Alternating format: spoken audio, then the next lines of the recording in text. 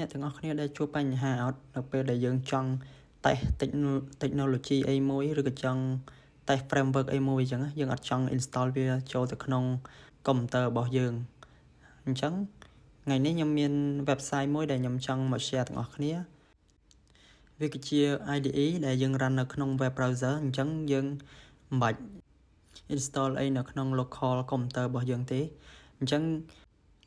IDE ហ្នឹងគឺមុខមាត់វាដូចនឹង VS Code បេះបិទអញ្ចឹងវាងាយស្រួលគ្រាន់តែវា run នៅក្នុង web browser អូខេអញ្ចឹង website ហ្នឹងមានឈ្មោះថា Stackblitz អញ្ចឹងយើងទៅ website Stackblitz ហ្នឹងមកហើយអ្នកដែលអត់ទាន់មាន account ទេយើងបង្កើត account មួយមកអូខេពេលចូលមកដល់ភ្លាមវាមានមុខមាត់បែបនេះអញ្ចឹងខាងលើហ្នឹងវាមានnew project បើសិនជាយើងចង់ start new project ហើយនឹង open GitHub repo ហ្នឹងគឺបើយើងចង់បើកពី repo របស់ GitHub របស់យើងហ្មងអូខេអញ្ចឹងខ្ញុំចុចចូល new project អញ្ចឹងនៅពេលដែលយើងចូល new project យើងមកអញ្ចឹងវាមាន popular front end back end full stack អីអញ្ចឹងមកហើយអញ្ចឹងយើងចង់run អីគេយើង run អាហ្នឹងមកអញ្ចឹងវាងាយស្រួលមែនតើដោយយើងមិនបាច់ install អីចូលទៅក្នុងកុំព្យូទ័ររបស់យើងទេអញ្ចឹងយើង run វានៅលើ browser អញ្ចឹងឥឡូវខ្ញុំសាកយក React front end នេះឃើញអត់វា UI វាគឺដូច VS Code អញ្ចឹងយើងអត់បាច់ត្រូវអីថ្មីទេអញ្ចឹងអានេះវាចូលមកភ្លាមវា run ឲ្យយើងមកហើយខាងស្ដាំដៃនេះគឺជាweb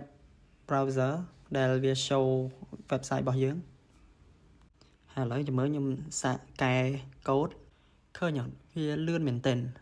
សឹងតែមិនខុសពី local របស់យើងទេល្បឿននោះនិយាយទៅដូចយើង run VS Code នៅលើ browser អញ្ចឹងណាទាំង shortcut ទាំង package.json អីគឺយើងចុច command P អីគឺចេញទាំងអស់ shortcut អី work ដូចគ្នាឥឡូវខ្ញុំសាក install package Lodash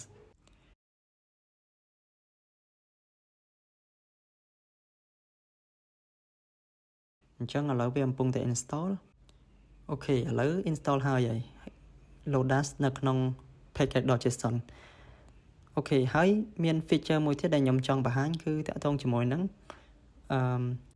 យើងចង់ download project នឹងមក local ដើម្បី work នៅ local អញ្ចឹងហើយអញ្ចឹងទៅ